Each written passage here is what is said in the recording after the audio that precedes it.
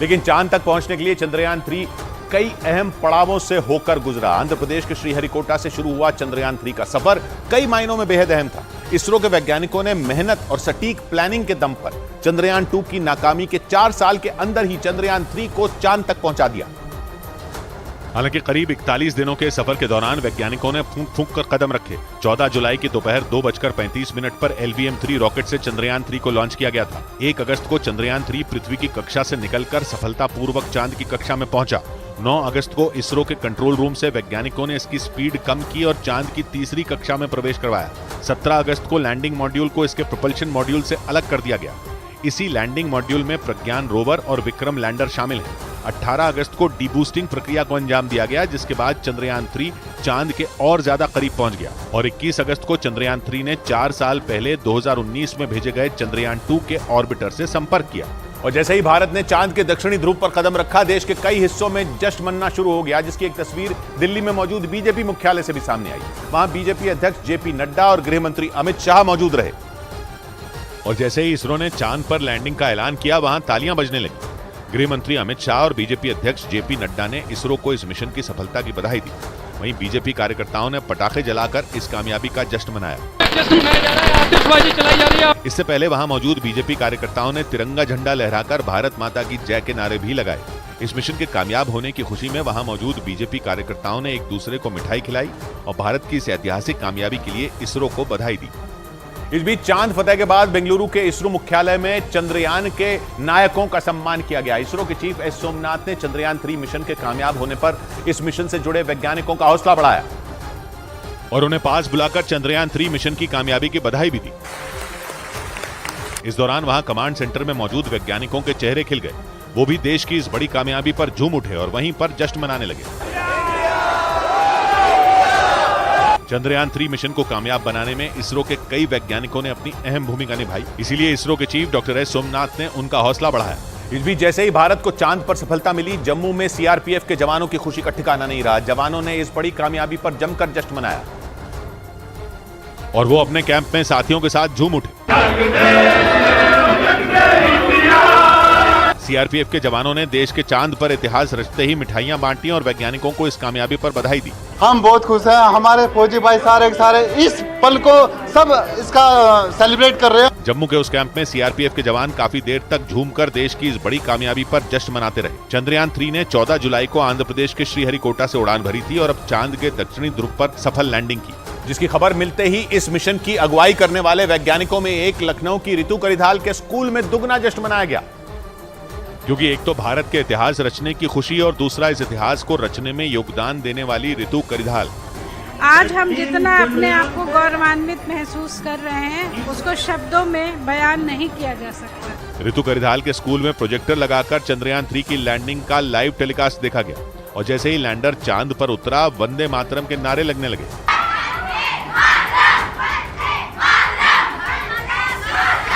ऐसा ही नजारा देश के लगभग हर दूसरे स्कूल में देखने को मिला। भोपाल से सामने आई तस्वीरों में वहां के भी एक स्कूल में छात्र और टीचर चंद्रयान 3 की कामयाबी पर तिरंगा फहराते और भारत की जीत के नारे लगाते दिखे।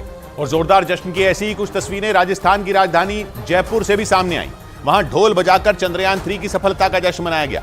भारत के चांद फतह करते ही वहां मौजूद लोग एक दूसरे को बधाई देते नजर आए और हाथों में तिरंगा लेकर सड़क पर लोग झूमते दिखाई दिए, क्योंकि देश को चंद्रयान 3 की कामयाबी मिलने पर हर तरफ लोग जश्न में डूब गए। इस बीच जयपुर में ढोल बजाकर लोगों ने एक दूसरे को बधाइयां दी और देश की सफलता पर इसरो के वैज्ञानिकों का शुक्रिया अदा किया। कि मोदी है तो मुमकिन है, वो आज साकार हुआ है। वहीं जयपुर के साथ अहमदाबाद में भी लोग चांद पर देश को मिली सफलता पर आतिशबाजी करते नजर आए। वहां लोगों ने खुशी के मौके पर पटाखे फोड़े। साथ ही इस कामयाबी के लिए देश के वैज्ञानिकों और प्रधानमंत्री नरेंद्र मोदी का शुक्रिया अदा किया, क्योंकि वहां से जो तस्वीरें सामने आई उनमें PM मोदी और वैज्ञानिकों की एक तस्वीर के सामने लोग जश्न मनाते दिखे। वहीं चंद्रयान की कामयाबी के पीछे पिछली नाकामी से मिले सबक को बड़ी वजह माना जा रहा है। चंद्रयान 3 ने 14 जुलाई को चांद की तरफ अपनी यात्रा शुरू की थी, जिसमें पिछली बार की तरह इस बार भी रॉकेट, लैंडर और रोवर का इस्तेमाल किया गया। लेकिन इस मिशन के लिए इसरो ने इस बार ऑर्बिटर की जगह प्रोपल्शन मॉड्यूल का इस्तेमाल किया, जबकि चंद्रयान 2 में इसकी जगह ऑर्बिटर लगाया गया था। और इसरो की तरफ से दी गई जानकारी के मुताबिक चंद्रयान 3 मिशन को 4 हिस्सों में बांटा गया है। पहला हिस्सा LVM-M3 M4 रॉकेट है, जिसने चंद्रयान 3 को लॉन्च होने के 16 मिनट के बाद सटीक तरीके से पृथ्वी की कक्षा में छोड़ दिया था। चंद्रयान 3 में एक लैंडर, एक रोवर और एक प्रोपल्शन मॉड्यूल लगा था जिसका वजन करीब 3900 किलो था। मिशन का दूसरा हिस्सा प्रोपल्शन मॉड्यूल है जो लैंडर और रोवर को पृथ्वी की कक्षा से चंद्रमा की कक्षा तक ले गया।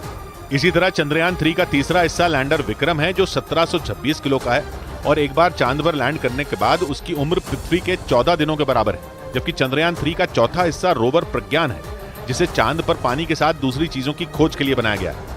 और इसरो के वैज्ञानिकों के मुताबिक चांद का दक्षिणी ध्रुव रहस्यों और मुश्किलों से भरा है। ये जगह चांद के उस हिस्से की तुलना में काफी अलग और रहस्यमयी है जहां अब तक दुनिया भर के देशों की ओर से स्पेस मिशन भेजे गए हैं। इसी वजह से भारत को छोड़कर दुनिया का कोई भी मुल्क चांद के इस हिस्से पर सॉफ्ट लैंडिंग करने में कामयाब नहीं हो सका, जिसकी वजह चांद के दक्षिणी ध्रुव की भौगोलिक संरचना है। वैज्ञानिकों के मुताबिक चांद के इस हिस्से पर कई ज्वालामुखी हैं। इसके अलावा वहां की जमीन बेहद उबड़ खाबड़ है। चांद का दक्षिणी ध्रुव करीब 2500 किलोमीटर चौड़ा और 8 किलोमीटर गहरे गड्ढे के किनारे मौजूद है, जिसे सौरमंडल का सबसे पुराना इंपैक्ट क्रेटर माना जाता है। इंपैक्ट क्रेटर उन गड्ढों को कहा जाता है जो किसी बड़े उल्का पिंड या ग्रहों की टक्करों से बने हों। वैज्ञानिकों के मुताबिक चांद के दक्षिणी ध्रुव पर सूर्य की रोशनी बहुत कम पहुंचती है। वहां कई आसमान छूने वाले पहाड़ और गहरे गड्ढे मौजूद हैं जो रोशनी वाले दिनों में भी अंधेरे में डूबे रहते हैं। इन गड्ढों और पहाड़ों की छांव में आने वाले हिस्सों में तापमान -243 डिग्री सेल्सियस तक पहुंच जाता है। और पूरी दुनिया के वैज्ञानिक ये जानते हैं कि चांद की सतह पर अंतरिक्ष यान को उतारना बेहद मुश्किल है। इसीलिए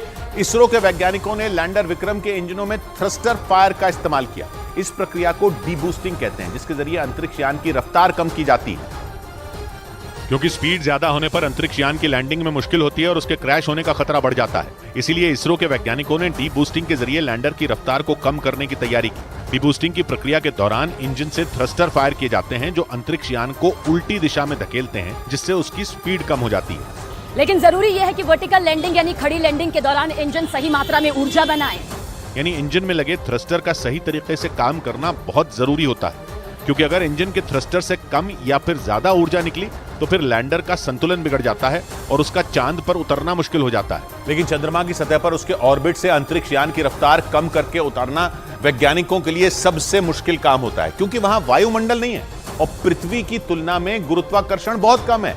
छठा हिस्सा, जिससे चंद्रमा पर अंतरिक्ष यान को उतारना धरती जितना आसान नहीं है, क्योंकि वैज्ञानिकों के मुताबिक वहां पर वायुमंडल नहीं होने की वजह से घर्षण की प्रक्रिया नहीं होती। इसके अलावा चंद्रमा पर पृथ्वी की तुलना में गुरुत्वाकर्षण बहुत कम है, जिससे अंतरिक्ष यान को उतारने में कई तरह की मुसीबतें आती हैं। वैज्ञानिकों के मुताबिक लैंडर के चांद के गुरुत्वाकर्षण में आने के बाद वो तेजी से गिरने लगता है, तब उसकी रफ्तार काफी ज्यादा होती है। इसलिए लैंडर की रफ्तार कम करने के लिए थ्रस्टर फायर किए जाते हैं। इस दौरान पृथ्वी से लैंडर तक एक रेडियो सिग्नल भेजा जाता है, जिसे पहुंचने में करीब 1.3 सेकंड का समय लगता है। उसी सिग्नल को दोबारा जमीन तक आने में उतना ही वक्त लगता है। मतलब ये कि कई 100 किलोमीटर प्रति घंटे की रफ्तार से चंद्रमा पर गिरने वाले लैंडर को कंट्रोल करने के लिए सिर्फ 2.5 सेकंड का समय मिलता है। और इसरो के वैज्ञानिकों ने मिशन के लिए इस बार चंद्रयान 3 के लैंडर विक्रम में ज्यादा ईंधन को ले जाने का इंतजाम किया, जिसके लिए लैंडर में 5 की जगह 4 इंजन ही इस्तेमाल किए गए और 5वें इंजन की जगह ज्यादा ईंधन रखने की जगह बनाई गई। जबकि 4 साल पहले चंद्रयान 2 के लैंडर में 5 इंजन का इस्तेमाल किया गया था। इसरो के मुताबिक चंद्रयान 2 का लैंडर चांद की सतह से सिर्फ 2 किलोमीटर दूर था और उसी दौरान उसका संपर्क कंट्रोल रूम से टूट गया था, जिससे मिशन फेल हो गया था। इसरो की एक रिपोर्ट के मुताबिक चंद्रयान 2 के लैंडर में 5 इंजन लगाए गए थे, जिनका इस्तेमाल यान की रफ्तार कम करने के लिए किया गया था। लेकिन उन इंजनों ने जरूरत से ज्यादा ऊर्जा पैदा कर दी थी, जिससे अंतरिक्ष यान का संतुलन बिगड़ गया था। लेकिन इस बार पिछली गलतियों से सबक लेते हुए इसरो ने लैंडर विक्रम से एक इंजन ही हटा दिया और उसकी जगह ईंधन रखने की जगह बना दी। इसके अलावा इसरो ने लैंडर में मजबूत पैर लगाए ताकि लैंडर झटके को सहन कर पाए। इधर मिशन चंद्रयान 3 के सफल होने के बाद भारत में पिछले कुछ सालों में स्पेस सेक्टर में आए सुधारों की चर्चा होने लगी, क्योंकि पिछले 9 साल में केंद्र सरकार ने भारत में स्पेस सेक्टर को नई ऊंचाइयों पर ले जाने वाले कई फैसले किए और इस क्षेत्र में इसरो के साथ ही प्राइवेट सेक्टर को भी बढ़ावा दिया। और भारत के चंद्रयान मिशन की सफलता को इसी का हिस्सा माना गया, क्योंकि केंद्र सरकार ने स्पेस सेंटर में सुधार के लिए 4 बातों पर ध्यान दिया। पहला, प्राइवेट सेक्टर को काम करने की आजादी दी गई। दूसरा, सरकार ने स्पेस सेक्टर में काम करने वालों का हौसला बढ़ाया। तीसरा, इस क्षेत्र में युवाओं को मौका दिया गया और चौथा, इसे आम आदमी के लिए उपयोगी बनाया। यानी स्पेस सेक्टर को नई ऊंचाइयों पर ले जाने के लिए हर क्षेत्र में काम किया गया, जिसका असर भी दिखा, क्योंकि भारत ने पिछले 9 साल में 300 से ज्यादा सैटेलाइट लॉन्च की। यही नहीं, साल दर साल सैटेलाइट लॉन्च करने की संख्या भी बढ़ती गई, जिसे स्पेस सेक्टर में प्रधानमंत्री की नीतियों की सफलता माना गया। जिसकी शुरुआत 2014 में भारत के मंगल मिशन की सफलता से हुई, क्योंकि इस मिशन के साथ ही भारत दुनिया का पहला ऐसा देश बन गया था जो एक ही बार में सीधे मंगल ग्रह तक पहुंचा था। जिसके बाद चंद्रयान 2 और फिर चंद्रयान 3 को भेजा गया, जिसने चांद के दक्षिणी ध्रुव पर पहुंचकर इतिहास रच दिया, क्योंकि इससे पहले दुनिया का कोई देश यह कारनामा नहीं कर पाया था और भारत चांद के दक्षिणी ध्रुव पर पहुंचने वाला पहला देश बन गया।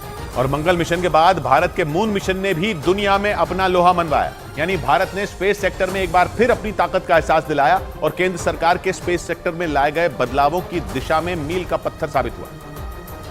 और मिशन गगनयान की तैयारी में जुटे इसरो के वैज्ञानिकों का हौसला 7वें आसमान पर पहुंचा दिया। आंकड़े बताते हैं कि 2017 के बाद से भारत 104 सैटेलाइट पहली ही कोशिश में लॉन्च कर चुका है।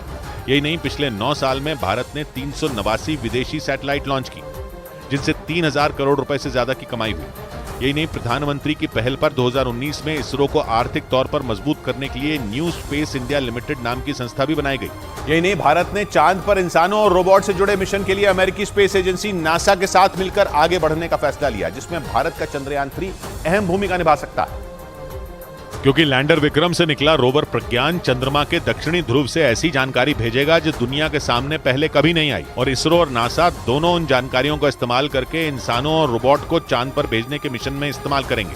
यही नहीं, दोनों स्पेस एजेंसियों ने अर्थ ऑब्जर्विंग मिशन के लिए करीब 470 करोड़ रुपए की NASA ISRO synthetic aperture radar नाम की एक सैटेलाइट भी बनाई। यानी पिछले 9 साल में भारत ने साल दर साल अंतरिक्ष में अपने कदम मजबूत किए, जिसमें चंद्रयान 3 ने 4 चांद लगा दिए, क्योंकि चांद के दक्षिणी ध्रुव पर पहुंचने वाला भारत पहला देश बन गया।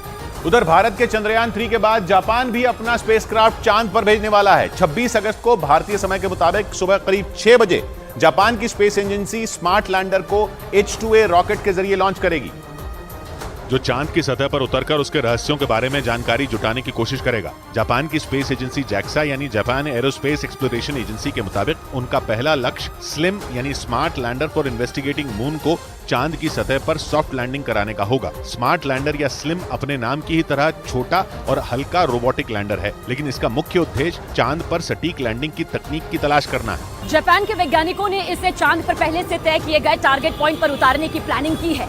जापान के वैज्ञानिकों ने दावा किया कि अगर इस लैंडर को कामयाबी मिलती है तो भविष्य में दूसरे ग्रहों पर भी तय जगहों पर सॉफ्ट लैंडिंग आसान हो जाएगी।